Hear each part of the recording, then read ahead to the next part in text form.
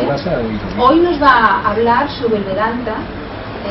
Él es, lógicamente, una persona que ha estudiado mucho este tema y, aparte de esto, es que lo vive, ¿no? Entonces, qué mejor que poder tener a alguien como Albert para podernos dar un poco más de profundidad de un tema que en la rama Arjuna hace años que lo estamos profundizando, y este año todavía se va a hacer más en el grupo de estudio que se va a hacer los miércoles y que ya ha empezado ahora, o sea que para las personas que hacían este grupo todavía les va a ser más interesante la conferencia de hoy de Albert. Para algunas de las personas que no lo conozcan, Albert Farré, él es el doctor en filosofía. Es una persona que precisamente el doctorado fue todo lo que era Oriente y Occidente a nivel de todo lo que es la filosofía y todo lo que engloba, y sobre todo lo más importante, yo creo, es la parte espiritual, que es lo que para nosotros como estudiantes de filosofía es el buscar que todo es lo mismo, ¿no? Entonces el proyecto que él está teniendo desde hace muchos años, pero sobre todo los últimos 6 años, ha sido pues sacar lo que es la educación para el futuro que tiene que venir, ¿no? Que ya está aquí en este momento, la educación tanto lo mejor de Oriente como lo mejor de Occidente, y unirlos desde todos los puntos de vista, y sobre todo con la ética, bueno, ya si acaso luego al final, si alguien tiene alguna pregunta, podéis hacérsela a él directamente, ¿de acuerdo? No quiero sacarle ni un minuto de tiempo, porque sé que a todo el mundo, como luego se tienen que ir para hacer empleo en algunas personas, no quiero sacar más. Hasta ahora. Gracias, buenas tardes. Namaste, como se dice en la India. El tema de la charla para esta tarde es el Vedanta, que es una tradición filosófico-espiritual, metafísica, mística de la India, relativamente prestigiosa en Occidente, aunque no siempre bien conocida. La India siempre es un mundo entre mítico y tergiversado en Occidente. Mitificado siempre es como un símbolo prácticamente, más que una realidad. La India acaba siendo un símbolo en Occidente.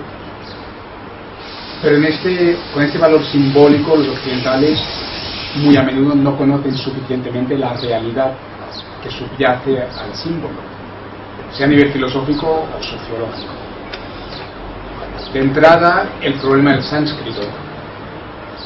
Como María o Pepita es femenino, en una lengua latina como en español, pues los latinos dicen la Vedanta, como la Pepita, la Vedanta. Y Vedanta es una palabra masculina. Para mí, habiendo estudiado sánscrito, me resulta un poco gracioso ahí en la India encontrar a muchos latinoamericanos que van diciendo la Vedanta, porque sería como si un chino nos dijera aquí el filosofía. Claro, suena relativamente gracioso. Es el problema de saber sánscrito, de que no haya ninguna cultura sánscrita en los ambientes espirituales, de búsqueda espiritual que hay en Occidente. Entre paréntesis, para aclarar esto, en sánscrito hay 2 tipos de vocales, larga y corta. Eso afecta a la vocal A, y entonces nosotros con el alfabeto romano escribimos la diferencia entre la vocal corta y la larga de una manera muy sencilla.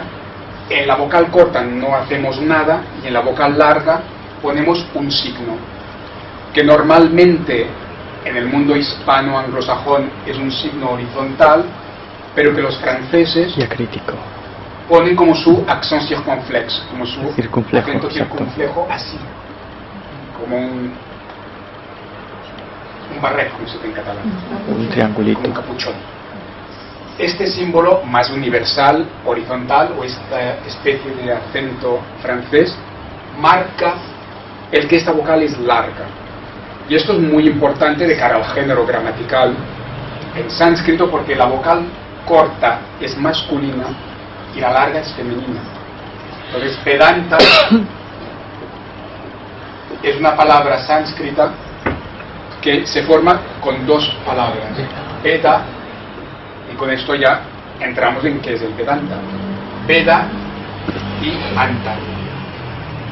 El sánscrito hace un poco como el alemán, que mezcla las palabras. Sabéis que en alemán a veces hay una palabra larguísima, y eso es así porque en realidad son varias palabras juntas. El alemán tiene esa capacidad de juntar palabras que las lenguas latinas no tienen.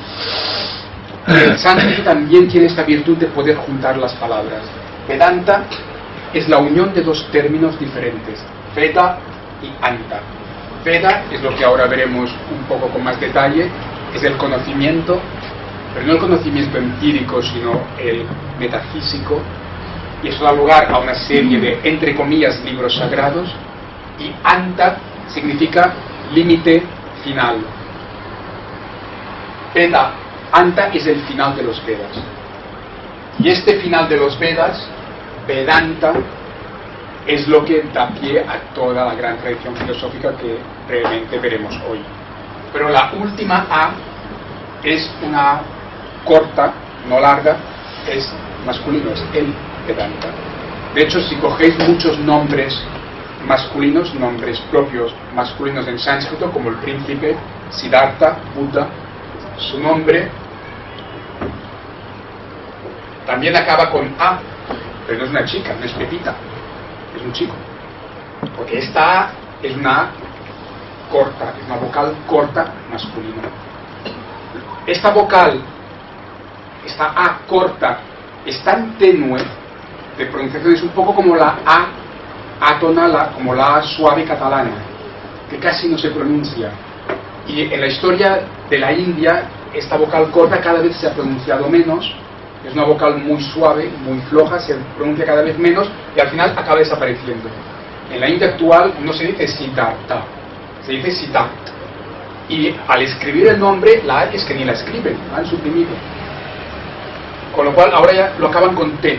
Eso marca lo floja que es esta vocal, que es masculina. Por lo cual hay que decir el Vedanta. Como el Veda, porque Veda también es gramáticamente masculino. Con esta pequeña puntualización lingüística entramos ya de lleno en lo que es el Vedanta.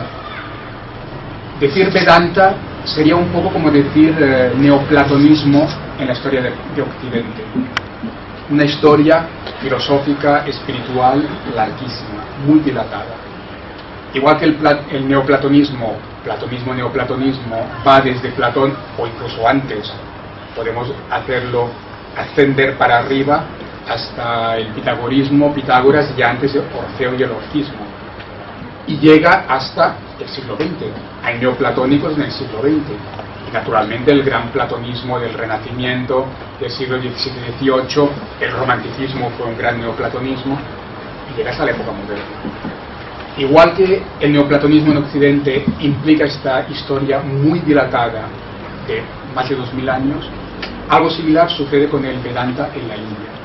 Es una historia muy dilatada, muy larga, que se inicia con el Veda, el conocimiento, transmitido en libros sagrados, como ahora veremos, hasta la época moderna. Hay un Vedanta moderno, actual. Una historia que no es de 2000 y pico de años como la del neoplatonismo occidental, sino que podríamos decir es de 3500 años. Poca broma. Una historia filosófico-espiritual de 35 siglos. Según la historiografía moderna, en la India dicen que no son 3500 sino 6000, 7000. Y algunos historiadores occidentales dan la razón a la historiografía tradicional de la India, y hay incluso algunos elementos científicos para apuntarlo. Resumiendo, para que el esquema y la evolución histórica quede muy clara, esta historia larguísima de 35 siglos pasa por varias etapas. La etapa inicial sería lo que nosotros llamamos los Vedas, que son, insisto, entre comillas, unos libros sagrados que recogen Veda, el conocimiento sagrado, el conocimiento metafísico. Estos, entre comillas, libros sagrados, digo, insisto en entre comillas, porque en su origen, hoy en día están publicados, podéis ir a una librería y comprar los Vedas, y os lleváis 4 volúmenes enormes, casi hace falta una carretilla, porque pesan. En su origen no eran libros físicos que te llevas a casa cogiendo el metro, eran tradiciones orales de maestro a discípulo. Y eso es muy importante porque implica un cambio completo de mentalidad. Así que los Vedas eran tradiciones vivas que luego han cristalizado en libros. Esto, según la historiografía ortodoxa, académica, empieza hacia el 1500 antes de Cristo. 35 siglos atrás. Según la historiografía india, no es el 1500, sino el 6000, 7000 antes de Cristo. Y algunos historiadores occidentales dan crédito a la tradición india aportando algunos elementos. De hecho, cierta historiografía tradicional de la India dice que todas las civilizaciones antiguas son mucho más antiguas de lo que dice la historiografía moderna. Y hay historiadores científicos occidentales que empiezan a dar la razón a la historiografía tradicional. Estos mismos historiadores indios dicen que Egipto no empieza hace 6.000 años, sino el doble. Y empieza a haber una historiografía científica que se da cuenta de que algo puede haber de cierto en todo ello. Pero bueno, pongamos lo que os saldrá en todos los libros. Estos libros, entre comillas, que eran vivos, están más o menos configurados, según la historiografía ortodoxa, hacia el 900 antes de Cristo, cuando los arios, que ya ocupan toda la llanura cangética, fundan la ciudad de Varanasi, la ciudad más antigua del mundo, aún habitada, aún viva, una ciudad que tiene casi 3.000 años, pero que aún está viva, no como ciudades que son puros yacimientos arqueológicos. Según la historiografía oficial, repito, entre el 1500 y el 900 antes de Cristo, cristalizan estas tradiciones que llamamos Vedas. Esto es el inicio del Vedanta. A partir de aquí, esta India viva, dinámica, profunda, que es un gurúkula, una comunidad de maestro a discípulo, continúa, porque está viva, es una tradición viva, no muerta, continúa evolucionando. Y en la evolución produce una nueva saga, una nueva línea de, entre comillas, libros filosóficos sagrados, que, repito una vez más, son tradiciones vivas. Y esta segunda línea de tradiciones vivas que van reactualizando, viviendo, experimentando, investigando continuamente, se llaman Upanishads. Son, entre comillas, libros filosóficos, metafísicos, sagrados de la India bastante conocidos en Occidente. Aquí hay una cierta disputa de género gramatical de cara a la traducción a lenguas como las latinas. En inglés, the Upanishads, no hay problema en inglés. En las lenguas latinas hay un poco de debate filológico si hay que decir los Upanishads o las Upanishads. Porque hay palabras que en sánscrito son claramente masculinas. Veda es masculino, Siddhartha es masculino, es un nombre de hombre. Hay palabras que son claramente femeninas. Shakti es femenino, es la energía, es el principio metafísico femenino. Así como la conciencia es el principio metafísico masculino. Hay palabras que son claramente masculinas, hay que son claramente femeninas, y en sánscrito hay palabras neutras, como en alemán. Pero nosotros no tenemos neutro. En latín lo tenía, pero nosotros no lo tenemos. Y según los sanskritólogos más eminentes, como Joan Mascaró, que hizo una traducción magnífica de los o las Upanishads, que está muy bien retraducida al catalán, era mallorquín, pero fue profesor en Inglaterra y tradujo libros sagrados de la India al inglés, y luego se han traducido a su lengua propia, el catalán. Esta edición es magnífica. Está editado por Moy en Mallorca. Joan Mascaró, que es uno de los sanskritólogos más eminentes que ha habido en el siglo XX, él decía que la palabra Upanishad es básicamente neutra en sánscrito, pero que en una lengua latina hay que traducirlo en masculino. Él considera que la palabra se tiene que traducir en masculino, en género gramatical masculino en nuestras lenguas latinas que hacen la distinción. Con lo cual, él dice que hay que decir los Upanishads. Y de hecho, esta edición catalana, a partir de su traducción inglesa, dice als, en catalán, als los Upanishads. Él decía que el género más correcto es el masculino, siguiendo el origen sánscrito. Hoy en día se ha puesto de moda el género femenino. No os asustéis, porque yo hablo de los Upanishads, no os asustéis si un día vais a cualquier librería y veis las Upanishads en otras traducciones, porque hay sanskritólogos que lo traducen como las Upanishads. Se dan las dos cosas, en inglés no hay problema. Upanishads es muy importante porque en estas escuelas, entre comillas, libros sagrados o filosóficos, se da una evolución a partir del conocimiento que empieza con los Vedas. Como la India es una tradición viva, no queda todo acabado, cerrado, sino que continúa evolucionando. Pero continúa evolucionando no desde el intelecto árido, que es lo que la modernidad ha entronizado, sino desde la vivencia interior. Como se da una evolución histórica, el lenguaje también empieza a cambiar. El lenguaje de los Vedas es difícil para un occidental. Es un lenguaje de una época relativamente arcaica, es un lenguaje mítico, simbólico, y si no conocemos el lenguaje de manera bastante concreta, podemos leer y nos podemos perder un poco. Es difícil leer los Vedas, sobre todo sin una guía apropiada, porque es un lenguaje de una época demasiado lejana para el hombre moderno.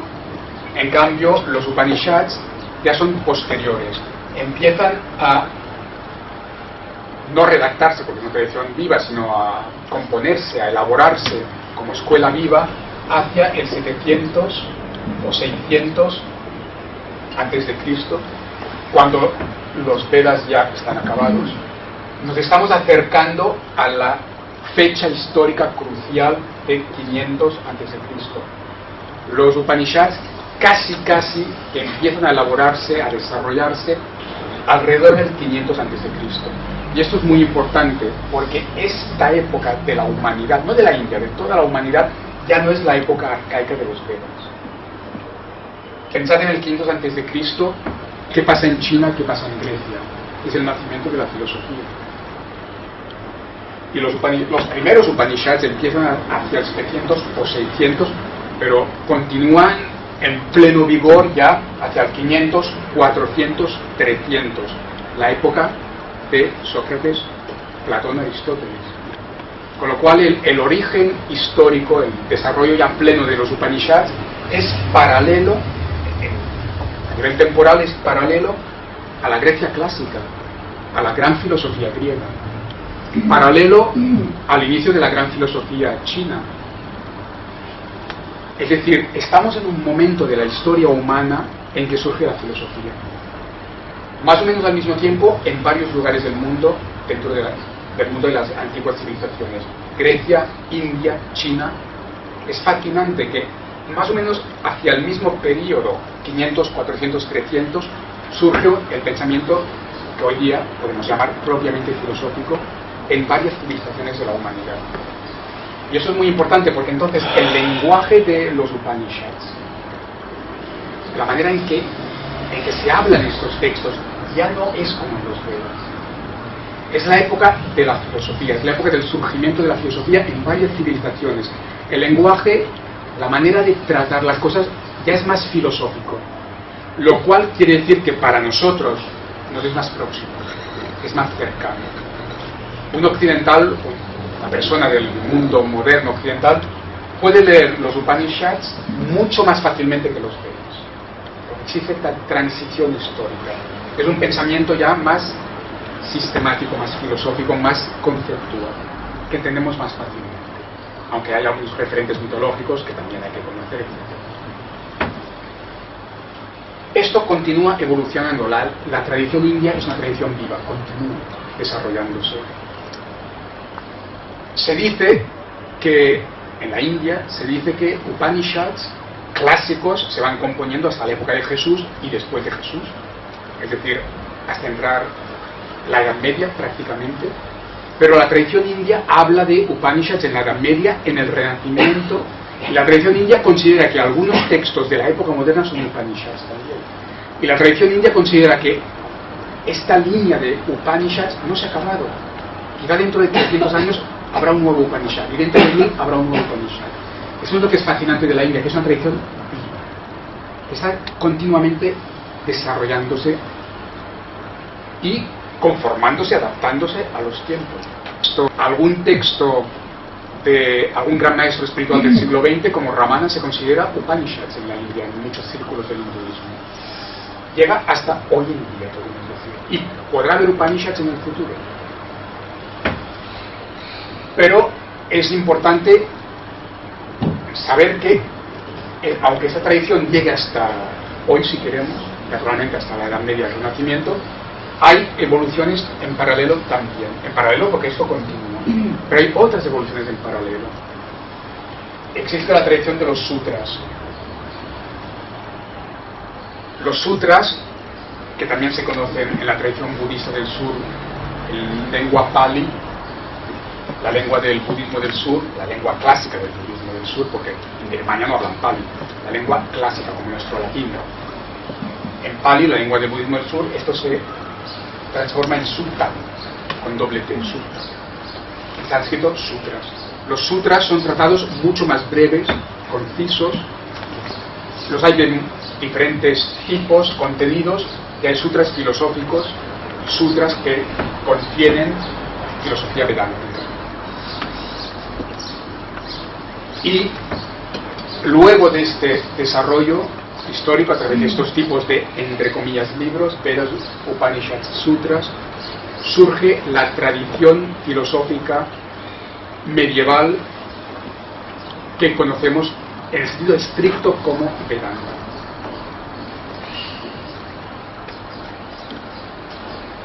Con lo cual hay que matizar inmediatamente que cuidado con la palabra Vedanta porque puede tener dos sentidos diferentes. Vedanta puede referirse a dos conceptos completamente diferentes, dentro de la misma visión, pero puede ser dos conceptos históricos completamente diferentes. Vedanta puede ser toda la gran tradición, en todo su desarrollo histórico, a partir de los Vedas, Veda Anta, el final de los Vedas, Upanishads, hasta hoy. Puede ser pues todo el desarrollo histórico, o bien Vedanta puede significar una escuela o un conjunto de escuelas filosóficas de la Edad Media que cristalizan después de los sutras. La palabra Vedanta es ambigua, tanto significa todo el proceso histórico a partir de los Vedas como un conjunto de escuelas medievales que se forjan en la Edad Media, básicamente, desde el inicio de la Edad Media. Y como escuelas de la Edad Media configuran un sistema filosófico clásico.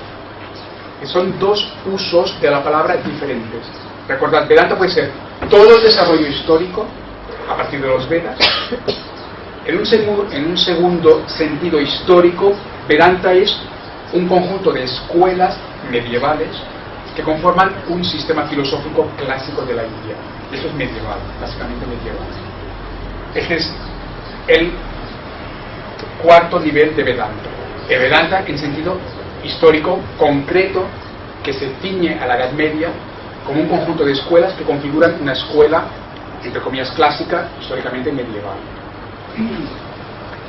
Y como la India está siempre viva y va generando filosofía mística, maestros continuamente hasta hoy en día, la historia no se acaba en la Edad Media o podemos hacerlo durar hasta el Renacimiento, sino que la historia vuelve a eclosionar en plena época moderna, cuando se da lo que hoy en día llamamos el nuevo Vedanta.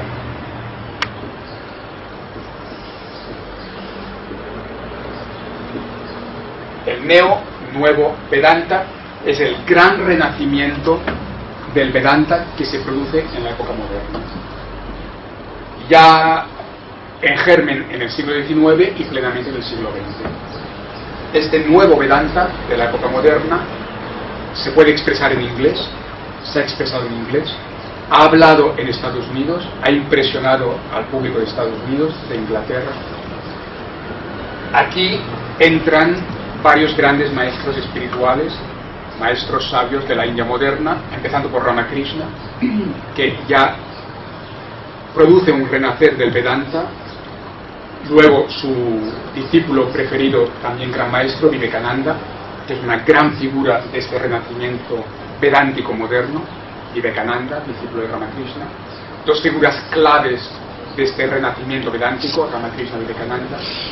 Pero luego también tenemos a Sri Aurobindo, que es un filósofo místico extraordinario, y Aurobindo también es básicamente vedántico de línea y es también considerado como uno de los padres del Neo-Vedanta. Otros maestros más cercanos históricamente, como Satya Sai Baba, también se considera en la línea del Neo-Vedanta. De hecho, podríamos decir que el Vedanta es realmente como el platonismo en Occidente, en el doble sentido histórico y filosófico, o sociológico. Decía antes, al empezar, el platonismo, el neoplatonismo es una historia larguísima de 25 siglos, más o menos.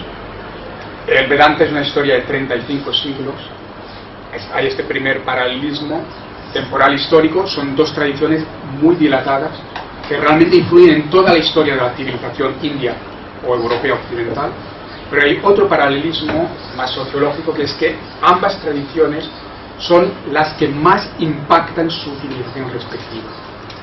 Entre las grandes tradiciones filosóficas de Occidente, realmente hay que reconocer que el neoplatonismo, el platonismo, es la que más profundamente ha impactado a la civilización occidental.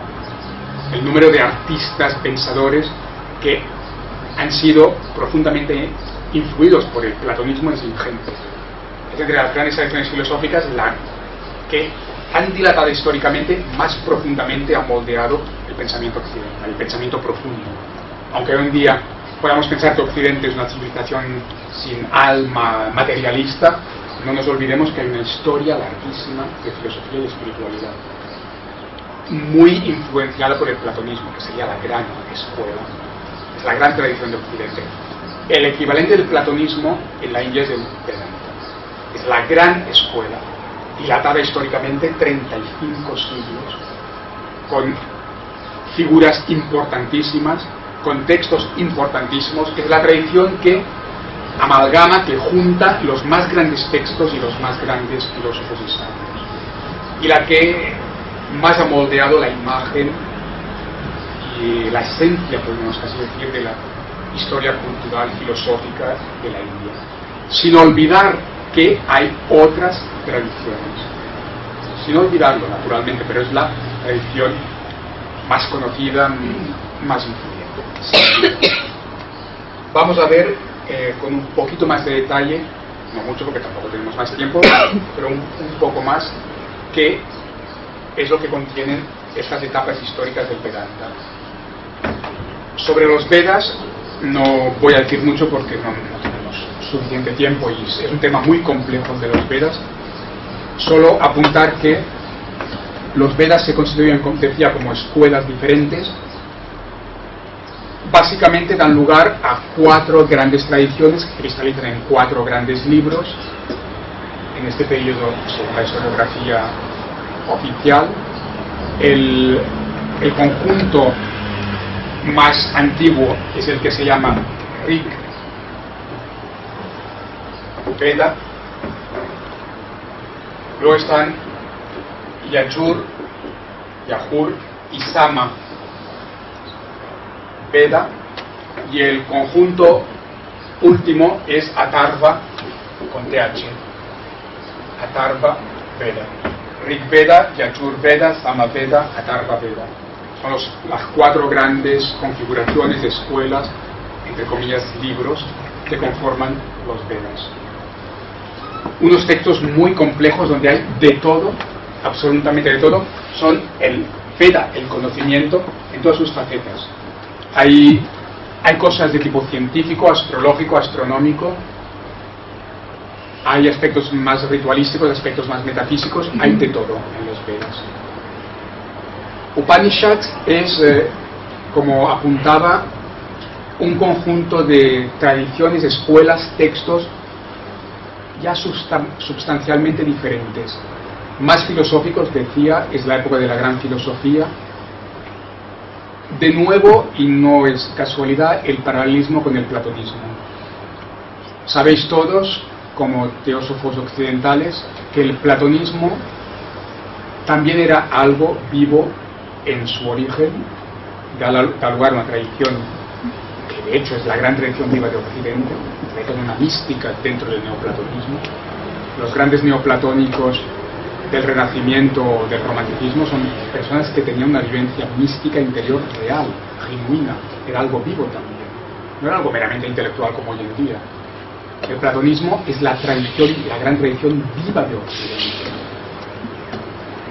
Y todos sabéis que los textos de Platón tienen, entre otras cosas, algo muy especial, maravilloso, que es lo que le da la vida y la profundidad, que es que no son tratados. De ahí está la gracia, son diálogos. Y ahí está la gracia, porque el tratado, lo que tiene de peligroso es que el tratado lo dogmatiza todo y lo acaba, lo redondea demasiado. Con el tratado el pensamiento está acabado, está casi encerrado. De ahí la alergia, mirad la historia de la humanidad, la alergia de los grandes maestros de la humanidad, no ya al tratado, sino a poner nada por escrito. Sabéis que los grandes maestros no han escrito nada, y algunos han escrito pero muy poco, y lo más importante de ellos no fue lo que escribieron, sino lo que dijeron. De ahí que Platón escriba básicamente diálogos, porque el tratado es lo peor que se puede hacer para expresar algo metafísico, místico o sencillamente profundo. Se ha dicho muchas veces que la mejor manera de expresar filosofía mística es a través de la poesía. De hecho hay un componente poético en muchos textos antiguos, incluso en los Vedas. Muchos himnos védicos hoy en día los podemos considerar como poemas. La poesía es el mejor instrumento literario para expresar una verdad metafísica, justamente por su carácter abierto, simbólico, fluido. El tratado es lo contrapuesto a la poesía, es algo demasiado científico, demasiado acabado. Platón no escribe tratados, no por casualidad, escribe diálogos, porque en el diálogo todo está más vivo, más abierto. Y os imagináis que los Upanishads de la India no son tratados, sino que, aunque hay una diversidad de textos, muy a menudo los Upanishads también están reproduciendo diálogos. Otro paralelismo maravilloso entre el Vedanta y el platonismo. Platón escribe diálogos, los Upanishads muy a menudo son diálogos. No es casual, porque en el diálogo la palabra está abierta, está viva, es fluida. No se establece un dogma, no se dogmatiza nada, no se finaliza nada. Y el diálogo de los Upanishads, como el diálogo platónico, nos está recordando que estamos, con el platonismo, con el Vedanta, ante una tradición viva, un punto fundamental que quiero recalcar todas las veces que sea necesario, ante una civilización como la nuestra, de la palabra muerta, del sistema acabado. Hemos encerrado la vida, la profundidad, el fluir, la belleza de la vida en el sistema. Fijaos en el mundo moderno, todo es sistemático, todos son sistemas. Y eso es lo que más repugna a un místico, a un filósofo profundo. Por eso los diálogos platónicos son diálogos, por eso los Upanishads reproducen muchas veces un diálogo entre maestro y discípulo. Es la esencia de los Upanishads, es la esencia del Vedanta, de toda esta historia vedántica de 35 siglos. Maestro-discípulo, diálogo. A través del diálogo, empapado de respeto, de amor, de respeto por la libertad de pensamiento del discípulo, en este clima cálido, abierto, fluido, el maestro no da ninguna conclusión al discípulo, sino que le hace preguntas, le hace indagarse por sí mismo, preguntarse por sí mismo, buscar por sí mismo, hasta que el discípulo ya puede encontrar la verdad por sí mismo. Hasta que el discípulo es capaz de vivir, experimentar aquello que el maestro con una leve insinuación podía apuntar. Es muy importante tener presente que en esta mentalidad, en este clima, me atrevería a decir, en esta atmósfera vedántica, lo último que hace un maestro es dar una conclusión, una verdad, entre comillas, como un dogma. Esto es algo a lo que el Vedanta tiene alergia. El Vedanta es una grandísima tradición viva, maravillosa, de 35 siglos y no más, donde se ha dado una sucesión fascinante de maestros y discípulos, donde el amor es el motor de la educación, y la educación es un acompañamiento para que aquel ser que funcionalmente podemos ver como discípulo llegue por sí mismo a su propia verdad.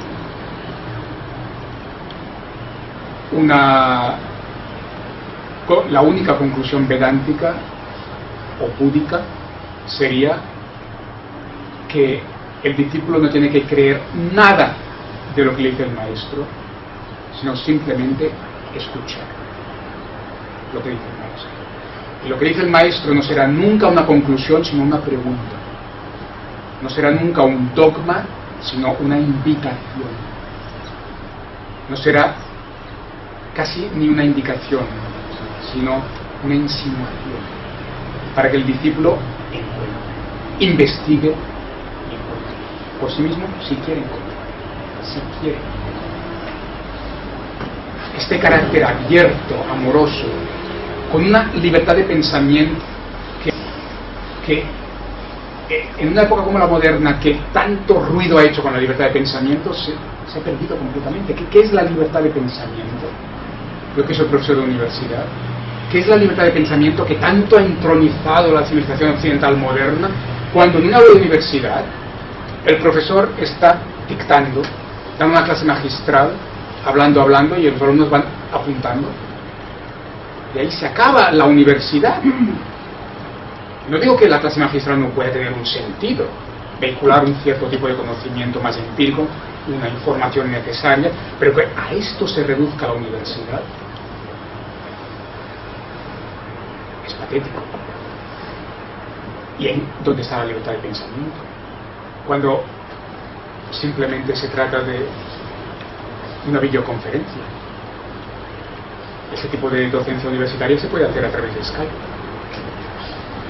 Esto es libertad de pensamiento, que tanto entronizamos teóricamente, pero en la práctica se reduce a nada, como tantas cosas.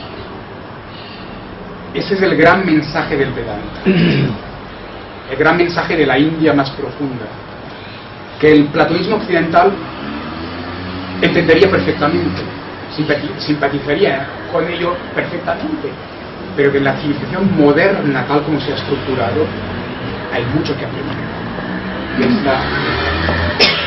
Por lo cual, el Vedanta, más que un sistema de pensamiento, tal como se lo presenta, es una mentalidad.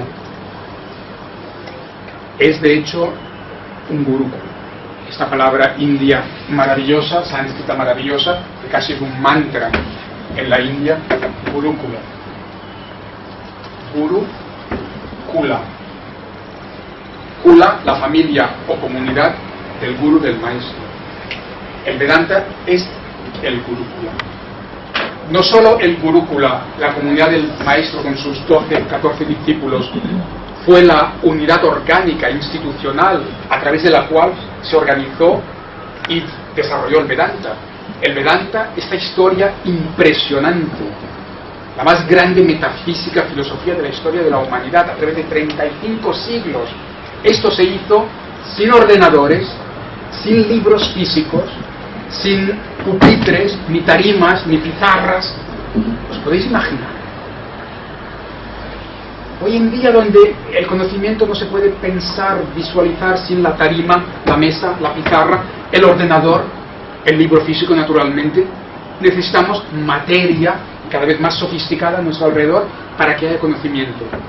Estos 35 siglos, esos 3.500 años de la filosofía más profunda, de la metafísica más profunda, se hizo, eso hay que decirlo en la época moderna, esta historia impresionante de pensamiento de 3.500 años se hizo sin una mesa, sin un ordenador, sin una pizarra, sin nada material. Chapeau, dicen los franceses, ¿no? Es para impresionar a la modernidad. Y la impresión se produjo históricamente. Si conocéis a los físicos cuánticos, los primeros físicos cuánticos, los clásicos, Heisenberg, Max Planck, la mayoría de físicos cuánticos, los primeros, luego también, pero yendo a los clásicos, descubrieron más que los Vedas, los Upanishads y otros libros filosófico-místicos de la India.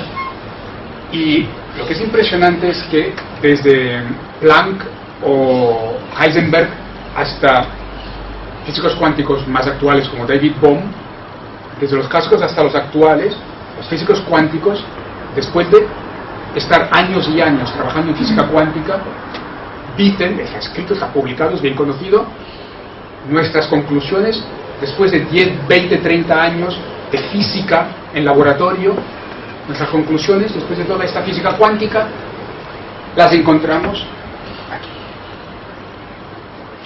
Fueron ellos los que se sintieron impresionados. Los físicos cuánticos han dicho que las conclusiones que se derivan de la física cuántica las han ellos mismos encontrado en esta historia. Y los físicos cuánticos dicen, nosotros hemos llegado a estas conclusiones después de varios siglos de desarrollo de la ciencia moderna, con laboratorios. ¿Cómo pudieron llegar a las mismas conclusiones estas personas? Sin ni ordenador, ni pizarra, ni mesa, sentados en el suelo, un maestro con unos pocos chavales. Los discípulos tenían 14 años. Cuando hablamos del Gurúkula, la casa del maestro, es un maestro con 12 muchachos, 14, que tienen de 8 a 20 años, a los 21 o 22 ya se iban. Adolescentes o preadolescentes, casi niños. En el siglo XIX hubo británicos, formados en las universidades británicas, que llegaron a la India colonizada, se encontraron con gurúkulas y se quedaron pasmados. Se encontraron con un gurúkula donde el maestro, con sus chicos de 12, 14 años, estaba con una elaboración metafísica, matemática, que aquel británico decía, esto, en la universidad en todo caso en el Reino Unido, pero 8 de esas edades es imposible. Se quedaron impresionados. Hay varios testigos británicos de este tipo, impresionados ya en el siglo XIX por lo que vienen algunos gurúkulas de la India. Discípulos jovencísimos con el maestro sin nada. ¿Qué es lo que tenían? Que los físicos cuánticos lo han subrayado, la conciencia. Lo que tenían era la mente, pero la mente en toda su profundidad, todas las capas de la mente. El Vedanta hasta el Neovedanta es una exploración de la realidad, y ahí voy al grano de la filosofía vedántica. El Vedanta, decía, es una invitación en el Gurúkula, en la casa del maestro, es una invitación que el maestro hace al discípulo para conocer. ¿Pero conocer qué? Conocer la realidad. ¿Pero qué es la realidad? Para Newton, la realidad es esto, es la realidad empírica. La física cuántica ha dicho que el Vedanta tenía razón, que esto es una ilusión. La física cuántica se ha dado cuenta que la materia es una ilusión, como decía el Vedanta. La física cuántica se ha dado cuenta de que la realidad es mucho más multidimensional que lo que dice la física newtoniana, la física materialista. Pero esto lo dijo el Vedanta. El Vedanta es una exploración a través de este gurúkula maravilloso, con una profundidad de la conciencia humana que pocas veces se ha dado. El Vedanta es una exploración ni más ni menos que de la realidad. El tema del Vedanta es de la realidad. Decidle cosmos, si queréis, decidle la vida, si queréis, decidle la conciencia. Porque el Vedanta, estos maestros y discípulos del Vedanta, a través de tantos siglos, se dan cuenta de la gran conclusión de la física cuántica, que no hay separación entre el sujeto y el objeto. Ya Descartes y después Bacon, Newton, Pascal establecen un muro entre el sujeto y el objeto. Y toda la visión materialista moderna se basa en este muro entre el sujeto y el objeto, con una visión de que la realidad es lo que podemos tocar y ver, o oír, los sentidos. El Vedanta exploró la realidad en profundidad y se dio cuenta de que la realidad, como la conciencia, no es solo lo que podemos a través de los sentidos tocar, ver u oír, sino que es mucho más, que hay como diferentes niveles, capas de la realidad y de la conciencia. Dándose cuenta los físicos cuánticos además de que no se pueden separar la realidad objetiva, el cosmos, y la conciencia del sujeto, como había creído la física, la ciencia mecanicista. Aquí hay cosas de las que no tenemos tiempo ahora para hablar, como el efecto observador, que es un punto fundamental de la física cuántica, donde el físico se da cuenta, el científico se da cuenta de que al hacer un experimento para observar una realidad, el experimento y pues el observador está modificando la realidad, por lo cual no existe una realidad objetiva que científicamente un observador neutro pueda observar. La observación está incidiendo en lo que está observado. El efecto observador hace que se derrumbe esta separación dualista entre objeto y sujeto. Y eso hace que el vínculo íntimo entre conciencia y realidad sea mucho más claro y más inteligible, algo que el Vedanta ya había dicho. Más allá, la física cuántica se da cuenta, esto empieza ya con Einstein, de que la aparente materia es de hecho energía pura. No existe la materia, tal como nos parece que existe, es una ilusión. Maya, un gran concepto del Vedanta. El Vedanta decía, la materia, el mundo visible es maya, ilusión, porque de hecho es energía, y la energía es inseparable de la conciencia. Esta es una gran conclusión de la filosofía vedántica.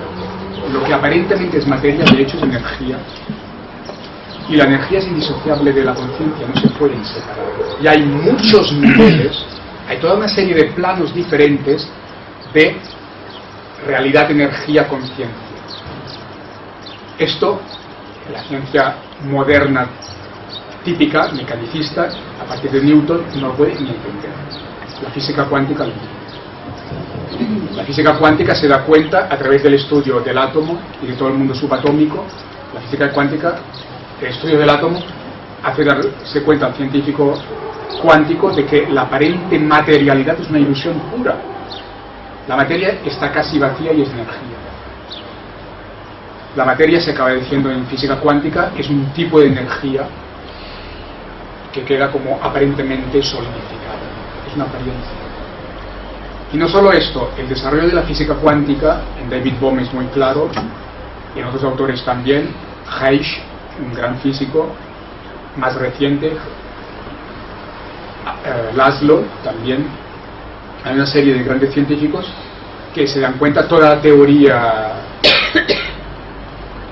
relacional, la ciencia relacional va por ahí también, todo el desarrollo último de la ciencia se da cuenta de que lo que aparentemente es materia, la energía, el cosmos contiene información, que no hay una separación entre una conciencia que tiene información y un cosmos material cortado. Todo esto es ilusorio.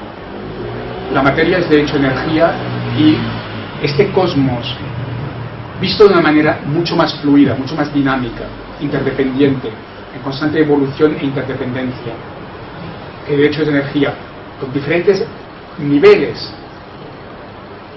o estratos de realidad, es un cosmos totalmente diferente del mecanicista, donde la información está en los mismos planos energéticos que pueden llegar hasta la materia. Esto se ha teorizado muy bien en física cuántica por los campos akáshicos, todo el tema de los campos akáshicos, Akashic Fields en inglés. Pero aparte de la teoría propiamente dicha de los campos akáshicos, Akashic Fields, que algunos autores como Laszlo presentan muy bien, hay otros físicos que no se mueven exactamente de esa línea, como Heish, que acabo de nombrar, que está diciendo lo mismo. Y la física, la ciencia relacional, que parte en realidad de la biología, también está viendo la información en el corazón mismo de la vida. Información sería un concepto equivalente a la conciencia, si queremos. Con lo cual se va dibujando una nueva visión científica que los mismos científicos que la van desarrollando, desde Heisenberg hasta Heish hoy en día, David Bohm muy interesante, amigo de Krishnamurti por el medio, ellos mismos, estos mismos científicos de la nueva ciencia, ellos mismos dicen que las conclusiones a las que llegan están en el Vedanta.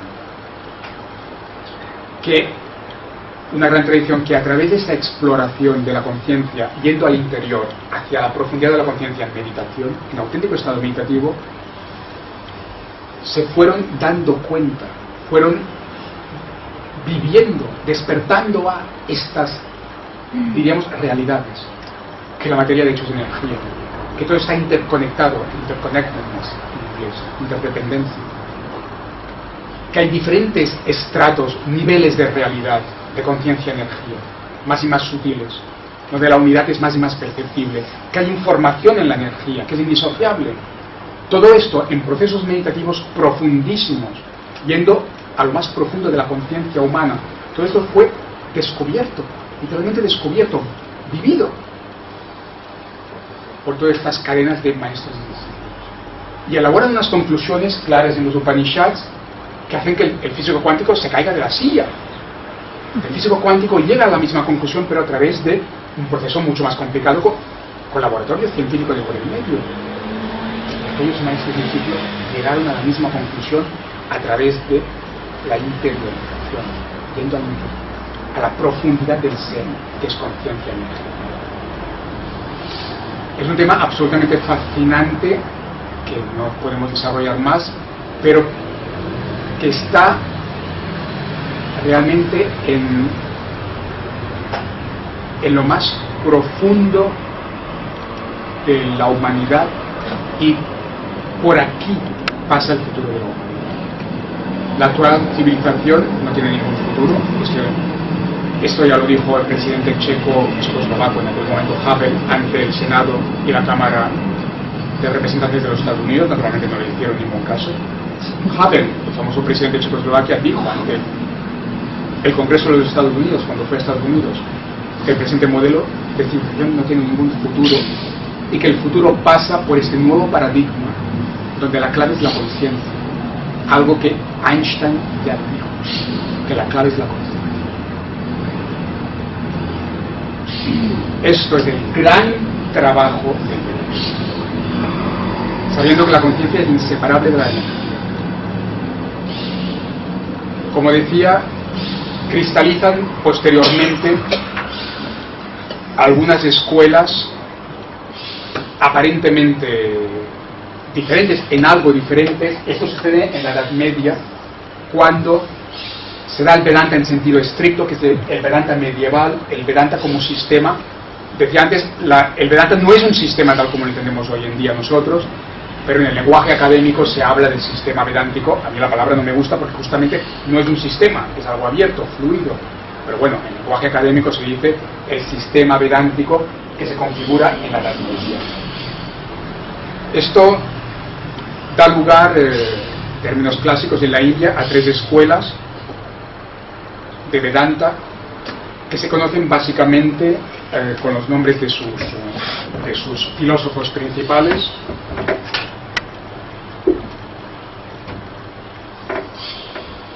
Este Vedanta medieval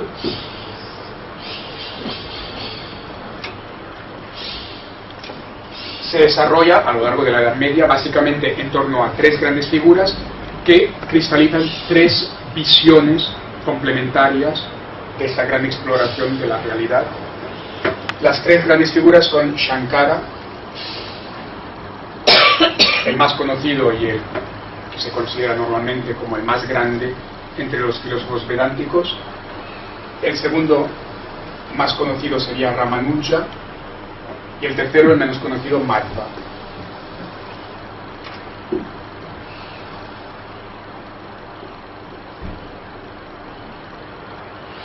Shankara, Ramanuja y Madhva son los tres grandes filósofos vedánticos en torno a los cuales aglutina una visión vedántica relativamente diferente y complementaria. El Vedanta, pues, no último, sino más bien medieval, da lugar a estas tres escuelas o visiones complementarias. El Neovedanta de la época moderna, a partir del siglo XIX, se fija sobre todo, o desarrolla sobre todo, Shankara el primero y secundariamente Ramanuja.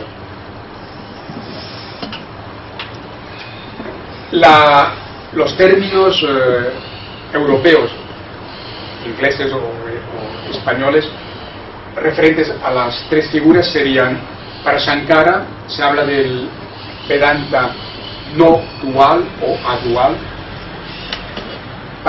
En cuanto a Ramanuja se habla de no dual o adual diferenciado del Shankara. Y Madhva sería el Vedanta dual. Estos serían los tres nombres de las escuelas en español, no en sánscrito. Shankara sería el Vedanta adual o no dual, Ramanuja el Vedanta adual o no dual diferenciado, y Madhva sería el Vedanta más dualista o dual. No dual diferenciado y dual o dualista. Estos son los nombres tradicionales, clásicos de las escuelas, y estas las tres grandes figuras. Brevemente, porque esto daría lugar no a una sino a varias sesiones, pero brevemente, ¿dónde está el matiz entre estas tres visiones? Básicamente,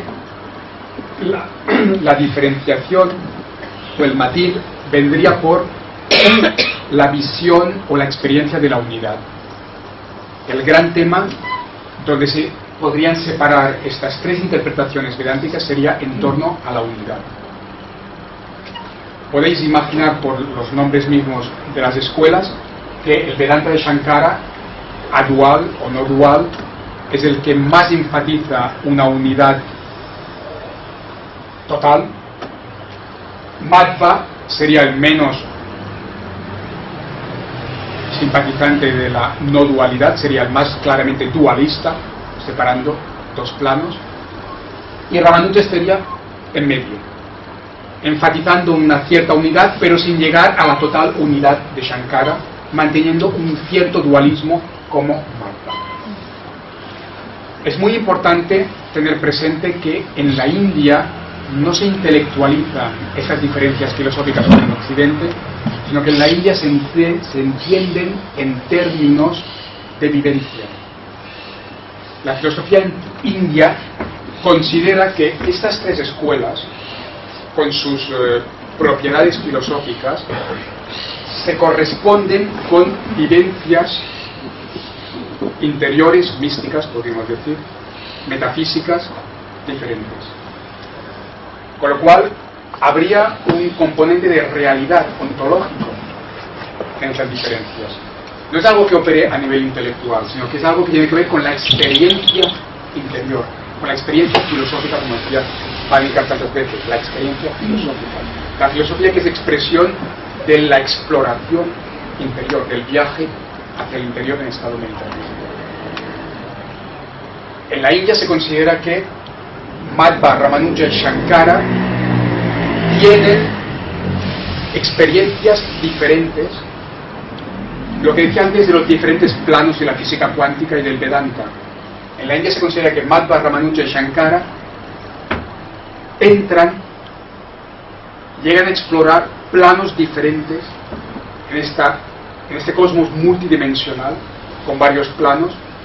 Estos tres filósofos llegan a conectar con planos diferentes, por lo cual están experimentando realidades diferentes, por lo cual expresan interpretaciones diferentes. No son disputas meramente intelectuales o teóricas, sino que en esta exploración interior, en esa aventura de la conciencia, han llegado a planos de la realidad diferentes. En una visión ascendente, típicamente vedántica y platónica, Madhva se quedaría en un plano inferior, naturalmente, Ramanuja mucho más arriba, pero no al final de todo. Shankara sería el que llegaría al final del todo. Es muy importante tener esto presente para no reducir estas escuelas filosóficas de la India a intelequias, a meros debates eruditos, como una mente moderna podría pensar. Desde el mundo empírico que podemos tocar, la metafísica india, como la platónica, como la cábala, como la sufí, como la budista, consideran que hay diferentes planos.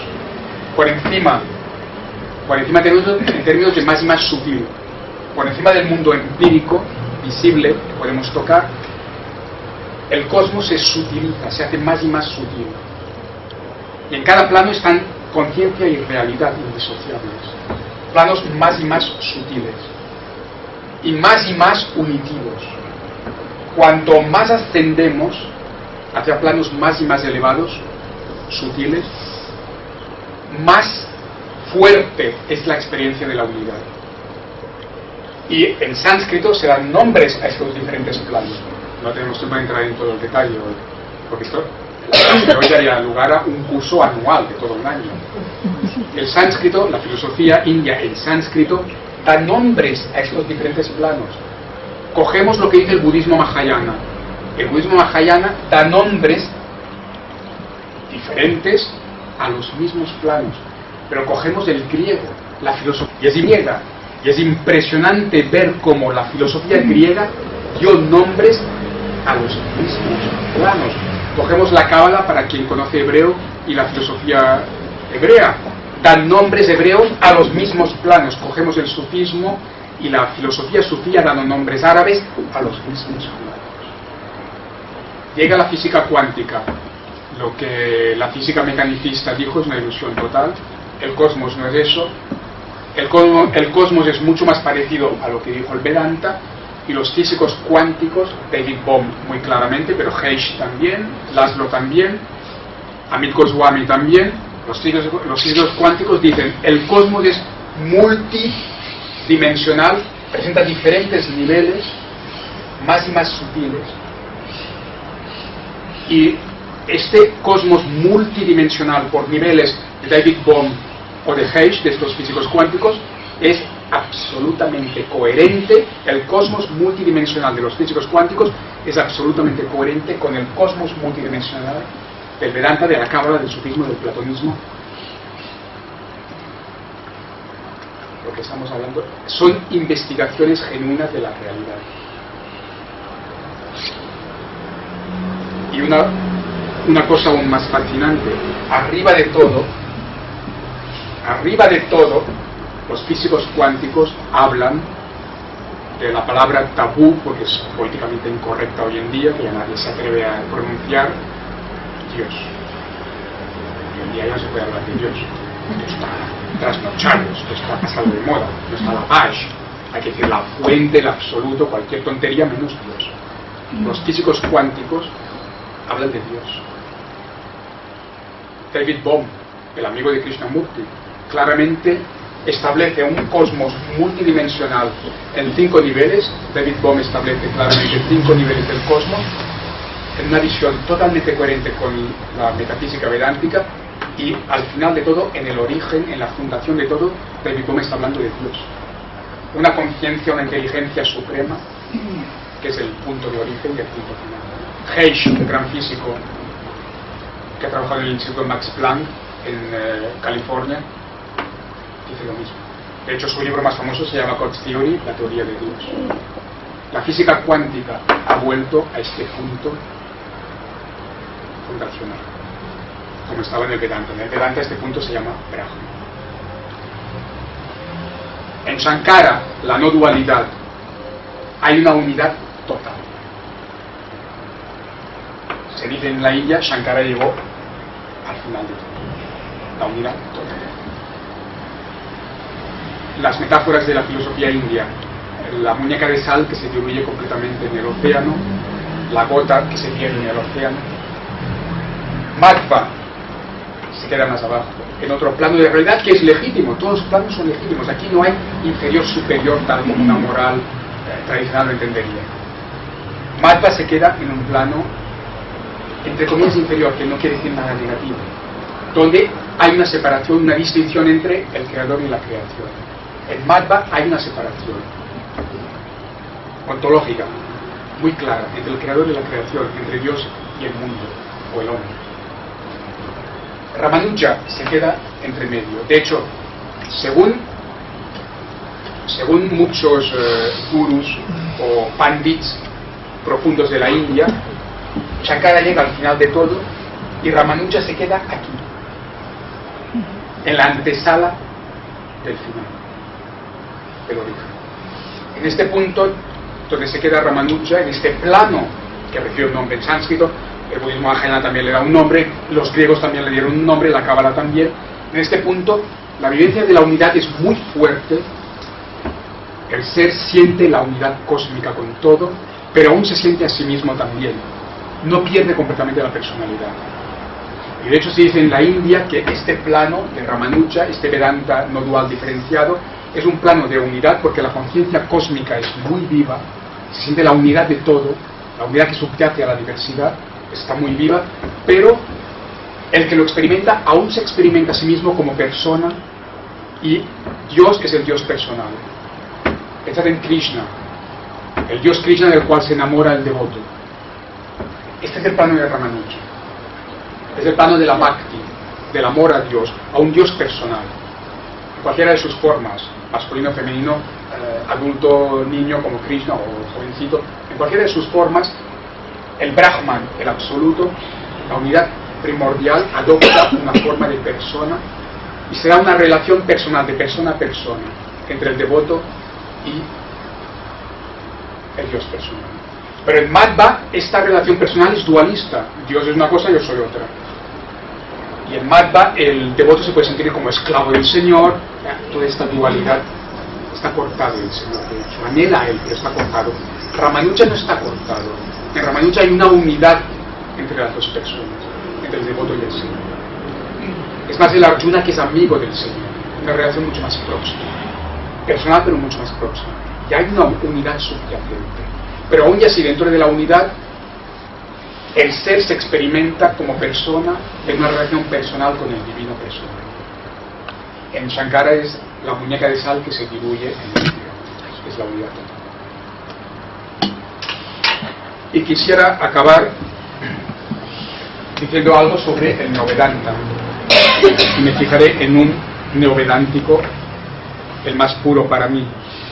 Decía, el Neovedanta es un renacimiento no intelectual, sino experiencial, vivido del Vedanta. Esta grandísima tradición renace en la India moderna bajo la colonización, con grandes filósofos místicos, maestros que viven, exploran de nuevo, genuinamente. He citado a Ramakrishna en el 19, su discípulo preferido que se convierte en un gran maestro, Vivekananda. Sri Aurobindo, con su compañera la madre de Pondicherry, están en este gran renacimiento vedántico, hasta maestros contemporáneos que han dejado el cuerpo recientemente, como Satya Sai Baba, que también se considera dentro del Neovedanta. Como es la gran línea filosófica de la India, es donde hay más maestros conocidos. Y espero que no voy a épater le bourgeois, como dicen los franceses, al acabar la charla, hablando del más grande vedántico del Neovedanta, Krishnamurti. Krishnamurti era un vedantista. Es Neovedanta, es el renacimiento del Vedanta. Es vedántico justamente en la esencia, no en las formas. Pero es que el Vedanta auténtico nunca habló de formas, habló de la esencia. Y digo esto porque la India son muchas Indias. Y si la India que miráis es una India ritualista, dualista como Madhva, formalista, se le erizarán los pelos a uno de estos indios dualistas y formalistas y dice que Krishnamurti es un vedántico. Las Vedantas son unas determinadas formas, rituales, tradiciones, algo muy formalista. Entonces, no está en esta forma, ¿no? Pero es que el Vedanta auténtico pasaba de las formas, las utilizaba como instrumentos en todo caso. Pero lo esencial no eran las formas, sino aquello a lo cual las formas te pueden llevar. De hecho, Shankara siempre está hablando de ir más allá de la forma, allí donde no hay forma. Fijaos en un paralelismo que para mí es maravilloso porque es poesía que está expresando la verdad vivida. Shankara habla de un punto más allá de la forma, más allá del nombre. Y Krishnamurti habló de la famosa tierra sin caminos. El punto más allá de la forma y la tierra sin caminos nos parecen dos metáforas poéticas que tienen que estar hablando de lo mismo. Porque tanto Shankara como Krishnamurti están utilizando una negación para decir que hay algo más allá de lo que se afirma. Shankara está diciendo la humanidad, y Madhva todavía, está atrapada en las formas, como Newton, y esto se da cuenta el físico cuántico. Shankara dice el ser humano normal, Newton también, está atrapado en las formas. Hay algo más allá de las formas. ¿Y qué dice el más grande vedántico del siglo XX, el vedántico más puro del siglo XX, de la modernidad, Krishnamurti? ¿Qué dice? Que la mayoría de la humanidad está atrapada en los caminos y que hay una verdad más allá de los caminos. Pero los caminos y las formas es lo mismo, pertenecen al mismo plano de la realidad, que es este de abajo, es abajo de todo. Los caminos, las formas están aquí, abajo, en el plano inferior. Y los dos, Shankara y Krishnamurti, los dos están hablando de algo más. Los caminos de que habla Krishnamurti, ¿qué son? Naturalmente, son técnicas de meditación. De hecho, la expresión técnica de meditación es una barbaridad típicamente moderna, porque reducir la meditación, que es un estado de conciencia más allá de estos planos inferiores de la forma, algo que va más allá de la forma del pensamiento, reducirlo a una técnica, la tecnocracia moderna, es una aberración en el lenguaje. Es una aberración lingüística hablar de técnicas de meditación. Y Krishnamurti habló de esto, de que una gran parte de la humanidad, de los seres humanos que se creen o quieren ser espirituales, se quedan atrapados en esta malla de las formas de los caminos. Shankara y Krishnamurti coinciden completamente, porque ambos, Shankara y Krishnamurti, estaban muy arriba, llegaron muy profundamente al fondo de la conciencia de la realidad. La verdad es una tierra sin caminos. ¿Qué son los caminos? Son técnicas de meditación, técnicas, la tecnocracia. Cuando el estado meditativo está más allá de cualquier técnica. Pero no solo son técnicas de meditación los caminos de que hablaba Krishnamurti. Cuando Krishnamurti decía que la verdad es una tierra sin caminos, ¿qué quiere decir? Una tierra más allá de eso. Los caminos no solo son las técnicas de meditación, no son las formas también de que habla Shankara, no son las palabras mismas, el lenguaje mismo. El lenguaje mismo es también como la técnica de meditación, como la forma. algo que está tapando, está ocultando, está bloqueando la tierra sin caminos, que es la tierra más allá de los caminos, que es el Arupa de Shankara, la realidad que está más allá de la forma. Shankara y Krishnamurti eran seres iluminados, en el sentido más puro de la palabra, seres que habían llegado a la otra orilla, vivos, que habían conocido los niveles más profundos de la realidad de los que hablan los cuánticos. Un ser así no es un fanático, no es un idiota. Krishnamurti y Shankara nunca dirían, nunca es su mensaje, de que las formas no existan en un cierto plano, de que las técnicas no sean necesarias en un cierto momento, de que el lenguaje no sea necesario desde un cierto punto de vista. Porque cuidado, aquí interviene el falso Vedanta. Mucho cuidado. El Vedanta distorsionado, el Vedanta mal entendido, el Vedanta popularizado o mal popularizado. Se ha dado también en la India y en Occidente, naturalmente, una interpretación completamente distorsionadora del Vedanta que concluye la realidad empírica es ilusoria. Solo existe el Brahman en el absoluto. Esto, según como se dice, no es de ninguna manera lo que dijo Shankara ni lo que dijo Krishnamurti. Lo que dijo Shankara y lo que dijo Krishnamurti es lo que dicen los cuánticos, que hay niveles, estratos, planos de realidad y de conciencia, y que cada cosa tiene su sentido y es válida en su plano. La maya, la ilusión del Vedanta, no es de ninguna manera que esta mesa no exista. Si te cae encima ya me dirás si no existe. El Vedanta no dice que esta mesa no existe. El Vedanta no dice que la realidad material no exista. Lo que dice el Vedanta, que el cuántico ha entendido, es que la mesa pertenece a este plano, a este, el de abajo, y ahí está el gran punto del Vedanta de Krishnamurti, de la física cuántica. Y, señor Newton, la realidad no se reduce a la mesa. El cosmos no es solo la mesa. El cosmos no es solo este plano de abajo, empírico, denso. Hay otras cosas. Hay otros niveles. ¿Qué es lo que explora el Vedanta? ¿Qué es lo que va descubriendo, intuyendo, casi diría, la física cuántica?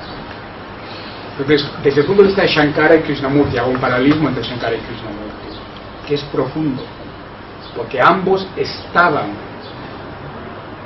vivieron otros planos de realidad, más allá de lo que es más allá, más visible, más próximo.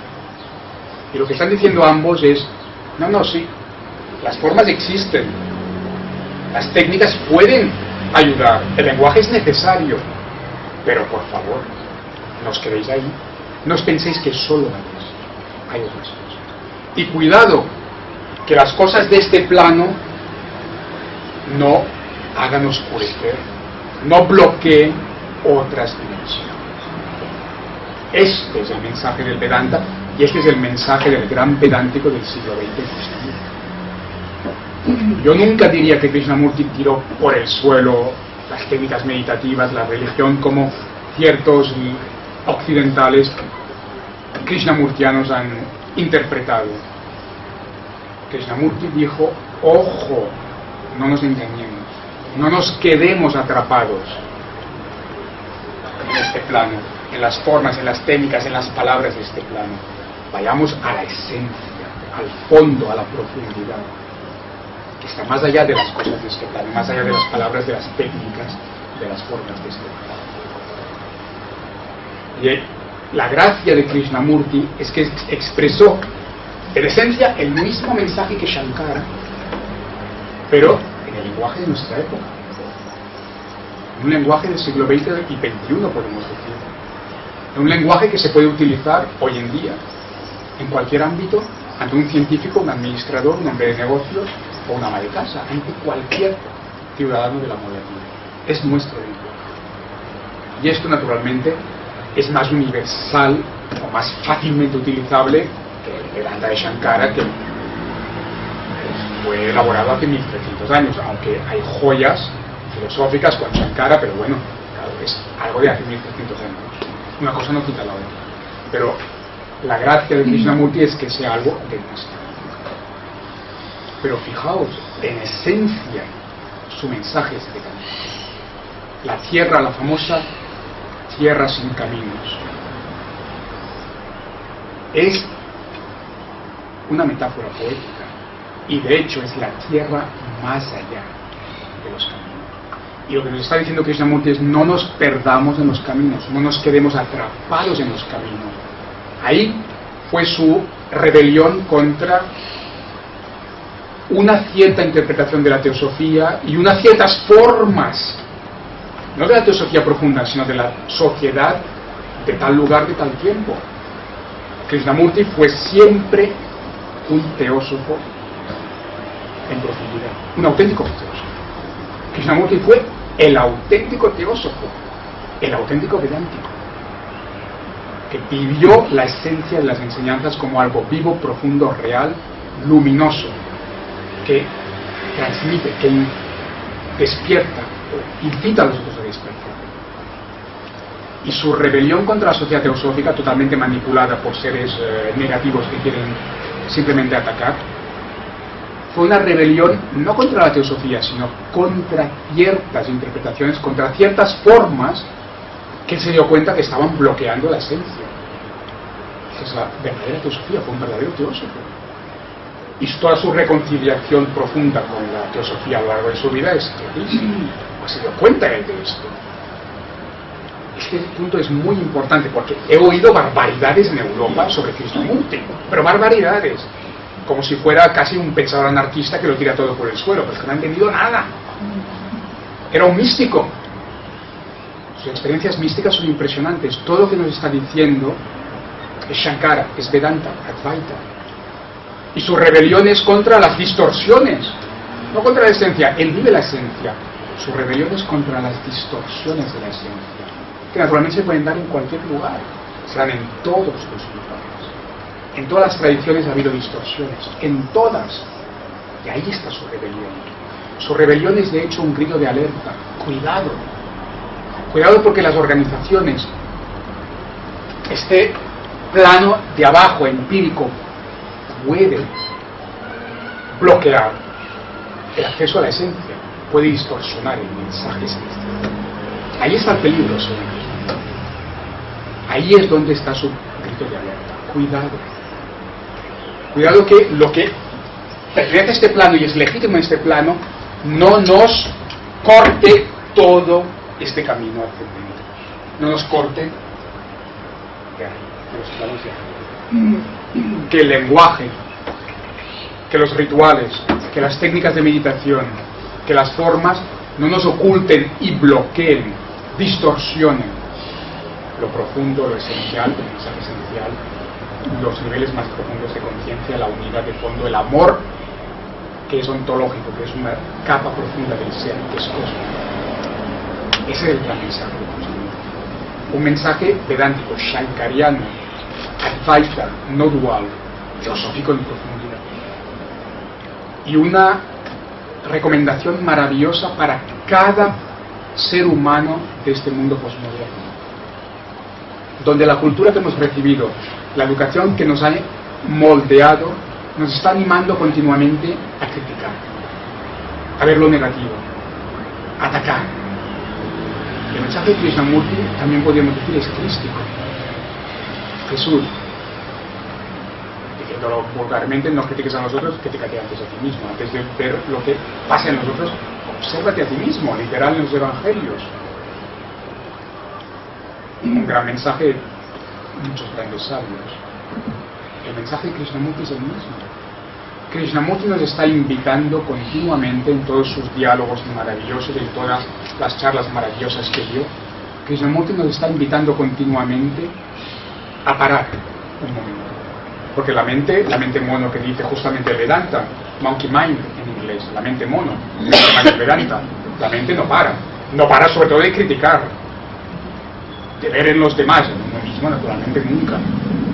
Krishnamurti, fijaos las charlas que daba Krishnamurti, como son continuamente una invitación a pararse, a parar esta mente mono que no para de ir para afuera, de criticar hacia afuera.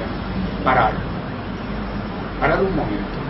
Y al parar, todas sus charlas nos están continuamente invitando a que dejar de mirar afuera, de criticar hacia afuera y mirar hacia adentro, observar qué pasa en nosotros, qué estamos haciendo. Y cuando observamos, realmente entendemos lo que está pasando en nosotros. Cuando realmente entendemos lo que está pasando en nosotros, dejamos de criticar hacia afuera. Y entonces es cuando empieza la verdadera transformación. Porque estamos empezando a desbloquear, dicen los físicos cuánticos, a un nivel que no nos pensamos, hologramas energéticos. Los físicos cuánticos están diciendo que el pensamiento tiene una entidad real, crea estructuras energéticas que son holográficas. Y los físicos cuánticos están diciendo que poca broma, es que con todo lo que estamos tirando para afuera, de crítica, de negatividad, está creando a nivel energético real una serie de espacios energéticos, de estructuras energéticas holográficas que ahí se quedan. Y ahí estamos atrapados, está atrapada la humanidad. Krishnamurti nos dice, párate, deja de criticar afuera, pensar que vas a cambiar el mundo, que la revolución está afuera, para todas esas tonterías. A veces provocaba al ego Krishnamurti como auténtico maestro. Decía, párate y empieza a observar lo que pasa dentro. Observa tus pensamientos, cómo estás reaccionando. Lo cual quiere decir empezar a entender, a comprender cómo estás operando, cómo opera tu mente. Y al empezar a comprender de verdad, algo sucede en una textura más ontológica. Algo se empieza a desbloquear a nivel mental. Cuando realmente entendemos qué es lo que está pasando, empezamos a desbloquear. Se empiezan a diluir cosas. Estos hologramas, estas estructuras energéticas holográficas que dicen los físicos cuánticos, empiezan a diluirse. Y entonces se da la apertura. El camino de indagación, Sócrates, conócete a ti mismo, el templo de Delfos, es un desbloqueo. Los griegos hablaban de catarsis. La catarsis es una purificación, pero la purificación, que está en todas las tradiciones, en el Vedanta también, es un desbloqueo. Es pararse y empezar a diluir estos anclajes que tenemos, estas estructuras que nos están atando. Nos empezamos a liberar del viejo, estos pensamientos viejos de que hablaba el Krishnamurti continuamente, los pensamientos viejos que son las viejas rutinas, los viejos instrumentos de la mente. Empezamos a deshacernos de todo esto, se da la apertura.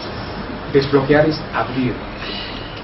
La indagación interior, el camino socrático de autoconocimiento, que es de lo que habla Krishnamurti, es una gran apertura. Se habla de la apertura de la conciencia. Cuando se da esta apertura es cuando surge algo mucho más profundo que es dentro del ser humano. Estos valores humanos fundamentales de que ha hablado Neovedanta, que están dentro del ser humano, bloqueados completamente por esta mente criticona que siempre va hacia afuera. El gran mensaje, las cosas de este plano de abajo, que no bloqueen cosas mucho más profundas. Cuando empezamos a desbloquear todo lo que ata en este plano inferior, empiezan entonces a salir. En sánscrito se dice vikas, como la flor, florece, sale de dentro para afuera. Florece algo que está dentro. Krishnamurti utiliza la metáfora de florecer también varias veces. Florece el amor. Esto es muy krishnamurtiano. Florece, se desbloquea, se abre desde dentro, florece lo que está en capas más profundas, más elevadas. Florece en el plano físico. Se abre, florece. La interioridad más profunda, donde está el amor, que es una experiencia, que es una realidad, que es cósmico, no un sentimiento posesivo. Esto sale para el exterior. Se da, porque la realidad más profunda es donación, se da. Entonces la vida es servicio. El primer libro de Krishnamurti, la educación como servicio. Pues no es un concepto para quedar bien, es una realidad de vida. Toda tu vida es eso. Ese es el gran mensaje de Krishnamurti, dicho en términos vedánticos. Desbloquear todo lo que está bloqueado aquí abajo, para que lo que está más allá de los caminos, lo más profundo que pueda florecer. Y aquí Krishnamurti tiene una serie de metáforas maravillosas. El mensaje vedántico actual en nuestro lenguaje, para nuestro mundo, en toda su pureza. Me atrevería a decir el Shankara de la época moderna, este fue Krishnamurti. Creo que ya es tarde y lo podemos dejar aquí, y si hay alguna pregunta, pues podemos aún hacerlo durar unos 15 minutos más. Claro, claro. Por lo menos dos. Sí. Pero el resto podéis continuar, no disculpáis.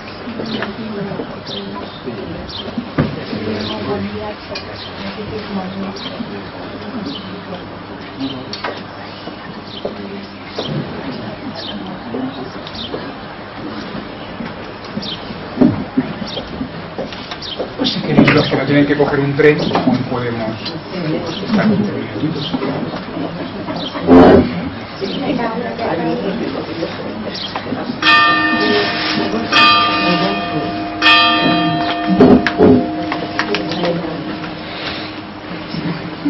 Ya deja todo el material. Sí.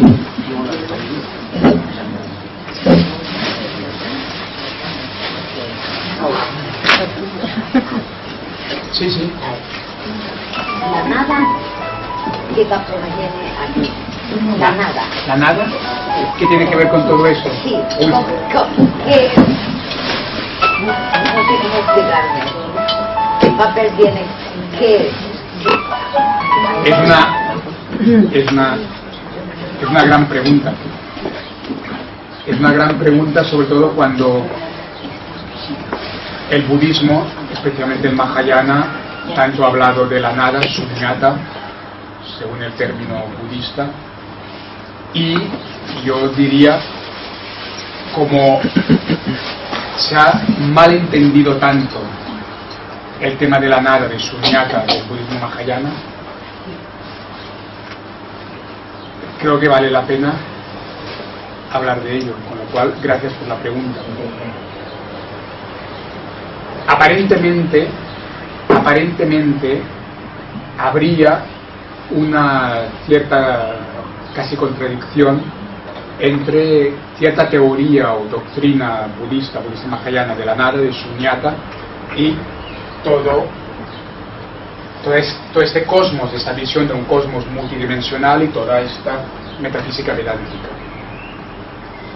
Ciertos budistas y ciertos intelectuales occidentales modernos han tendido a subrayar una contradicción entre budismo y Vedanta, entre budismo y Upanishads, y desde mi punto de vista, y algunos autores han ido por aquí, no hay ninguna contradicción, lo que hay es malentendido en todo caso.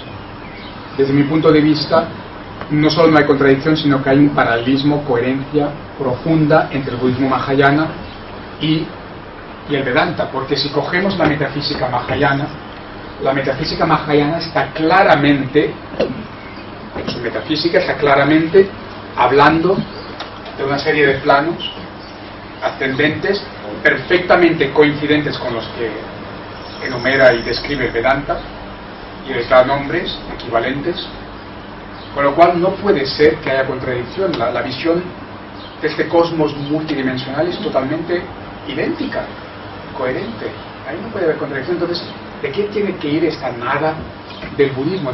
¿Qué quiere decir esto? No quiere decir que se aniquile este cosmos multidimensional. No quiere decir que al final de este recorrido multidimensional, al final de esta escalera metafísica o ascensión metafísica, no haya nada tal como lo entendemos. No puede ser. No puede ser que el sentido metafísico de Shunyata, del budismo mahayana, sea un nihilismo, tal como cierto nihilismo intelectual occidental moderno podría entender. Entonces, ¿por dónde puede ir la cosa?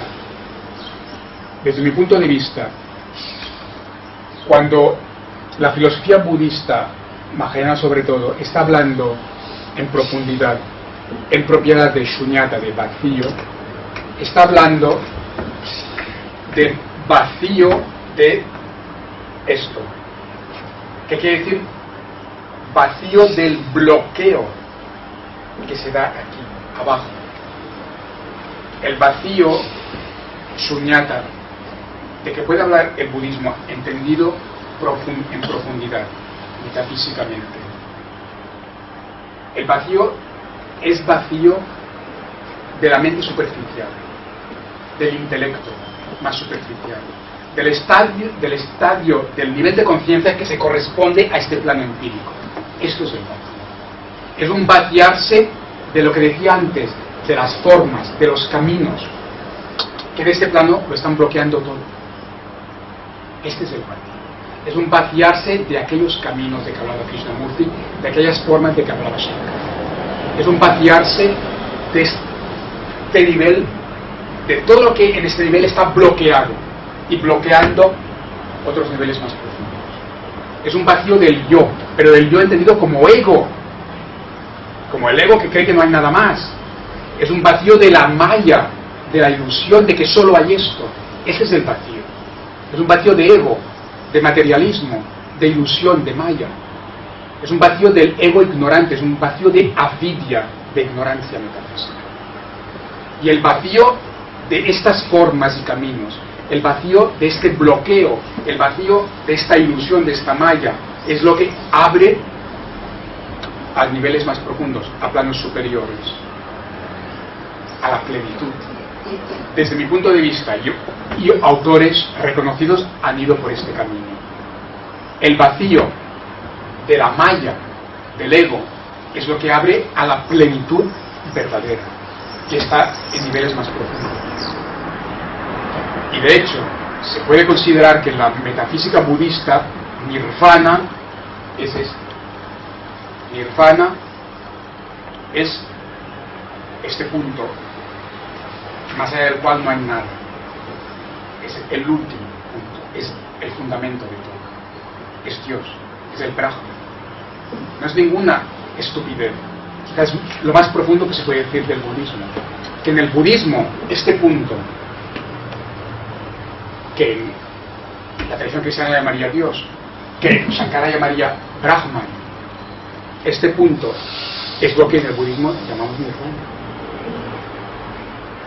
Y eso no es un discurso nihilista que dice que no hay nada.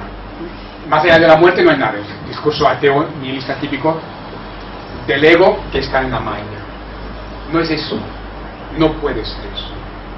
Y si examinamos la filosofía budista en profundidad, cosa que no siempre se hace, nos damos cuenta de que en el budismo hay toda una serie de conceptos paralelos a las otras metafísicas. Se ha dicho, y es falso, incluso muchos budistas lo han dicho, y es falso, que en los textos budistas el Buda niega que haya una esencia. Totalmente falso. Hay una serie de textos budistas en el canon Pali, en la parte más antigua del canon Pali. En Pali, supuestamente, Buda está hablando del Atman, de la esencia. Estos textos existen, yo los tengo en casa. Entonces, ¿qué ha pasado en el budismo? En el budismo ha pasado lo mismo que en el cristianismo, lo mismo que en la sociedad teosófica, lo mismo que en la Fundación Krishnamurti, lo mismo que en todas partes. No todos son iluminados en el budismo. Buda lo era, pero todos los budistas no lo son. Y en el budismo ha habido distorsiones, ego, maya, lo que se dan en este planeta, en este plano. Y al hacer una investigación un poco más profunda sobre el budismo, me he dado cuenta que en el budismo ha habido distorsiones, manipulaciones de los textos, y que se ha negado, desde una cierta ortodoxia budista, se ha negado una serie de textos budistas que son perfectamente vedánticos. Existen, que están olvidados por una cierta ortodoxia que ha creado, eso, una ortodoxia, un sistema. El Buda, shunyata, vacío de sistemas para ir a la profundidad. Este es el mensaje de Buda. Shunyata, vacío, ¿pero de qué? De ego, de maya, de bloqueo, para ir a la profundidad. De sistemas budistas también. No, supongo que Sí, he contestado suficientemente. Sí. No, ya que han sacado el tema del vacío, de la nada, el equivalente, o entre paréntesis, más o menos, como usted ha hablado antes, de los textos físicos actuales, de la física actual, ¿a qué podría referirse este vacío, este concepto de vacío del Vedanta comparado con la física actual? No sé si me explico. Sí. Vale. Porque hay algunos físicos que dicen que el vacío existe y otros dicen que no. Este es un gran tema que daría para... Mira, lo que yo le contestaría es que Heisch, por ejemplo, cojamos al físico Heisch, Laszlo va en la misma línea, de hecho Bohm también, pero Heisch, Laszlo, estos dos científicos muy concretamente hablan de este tema. Y estos dos científicos de la nueva ciencia, tanto Bernard Heisch como Erwin Laszlo, ambos dicen que el vacío no existe. Que el vacío físicamente no existe, que es una ilusión, una malla de la ciencia mecanicista. Los dos lo dicen muy claramente. Los dos dicen, cuando estudiamos el cosmos en profundidad, nos damos cuenta de que la materia es energía, nos damos cuenta de lo que aparentemente está vacío en el cosmos, está vacío de este nivel, de abajo. De forma. Exacto, de exacto. conjunción de... Pero en realidad está lleno de energía, de una energía mucho más sutil. De hecho, estos científicos hablan de la energía del campo cero. Y Laszlo habla de los campos akáshicos. Hay diferentes lenguajes que se están refiriendo básicamente a una misma realidad, que es que en lo que aparentemente, desde el punto de vista de la física más mecanicista, este nivel de abajo, desde este punto de vista de abajo, parece que hay vacío. Y estos últimos avances de la física cuántica están diciendo, no, esto es maya, esto es ilusión. La física cuántica va siendo muy vedántica. Este aparente vacío es total maya, total ilusión, no está vacío. De hecho, está lleno de energía. Y el total de esa energía es tremendo, enorme. Y ahí se habla del campo de punto cero, de muchas cosas. La energía oscura. Sí, aquí hay varias cosas y entrar en detalle sería muy complejo. Pero acaban diciendo, el aparente vacío está llenísimo. Y ahí es donde van viendo también diferentes niveles, diferentes campos. Gracias. Y lo que es muy fascinante es que también, David Bohm esto también lo trabaja muy bien, ven la información asociada a estos campos energéticos. Hay campos de información, desde dónde se organiza el desarrollo cósmico y la vida. Es realmente fascinante. Y lo que es fascinante es la coherencia con este idealismo filosófico. ¿Sí? Se me ocurre pensar, cuando hablamos ahora, en esta segunda pregunta, hablamos de lo físico, como tú dices, mecanicista. Y entonces se me ocurre pensar que siempre he pensado que en la naturaleza hay ejemplos para todo, para pensar en la conciencia, etc. En el cosmos, que es el microcosmos, al igual, también tenemos ejemplos. ¿Qué ocurre cuando, iría a referirme al agujero negro, que absorbe todo, hasta la luz? ¿Me explico? ¿Podríamos pensar que ahí no hay nada? Yo pienso que no, porque debe haber algo que no sabemos nosotros, porque si fuera tan absoluto, entonces absorbería hasta la Tierra, absorbería todo el universo, porque parece ser que no tiene límite, pero algún límite hay.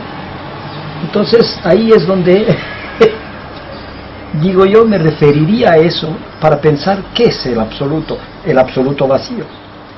Entonces algo nos falta ahí. Sí, como reflexión física. Este último desarrollo científico no creen en este absoluto vacío. No hay este vacío. Una energía foja. De hecho, se dice habitualmente, es una cosa básica de la ciencia actual, que la ciencia mecanicista lo que ve, intenta explicar es un 20, no me acuerdo exactamente, es un 20 y pico % de lo que se intuye que es el cosmos, que es la realidad. Ellos mismos reconocen que lo que ellos ven y pueden más o menos explicar, más o menos, con muchos límites, es este 20 y pico %, este 70 y pico %, reconocen que ni entran, ni pueden entrar. La física cuántica ha intentado ir al 100%. Hace poco, en redes, el Pulsar, Sí. que lo escuché con un científico de Él va por ahí. de los furados, Él de va por los ahí. agujeros estos de lo dijo, mi compañero. Me explicó que sí, que era, y qué es lo que había, al principio se lo explicó. De muy poco que le dieron. No llega nunca.